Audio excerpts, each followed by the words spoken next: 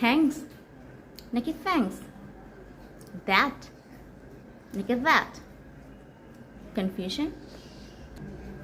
ইংরেজি সাউন্ডসে দ বা থ বলে আসলে কোনো উচ্চারণ বা সাউন্ড নেই। যে সঠিক উচ্চারণটি হলো ফ অ্যান্ড দ্য। ফ দ্য, তার মানে থ্যাঙ্কস হবে না, হবে থ্যাঙ্কস। থিঙ্ক হবে না, হবে থিঙ্ক। ঠিক তেমন thorough, pathetic, think, thesis and a lot।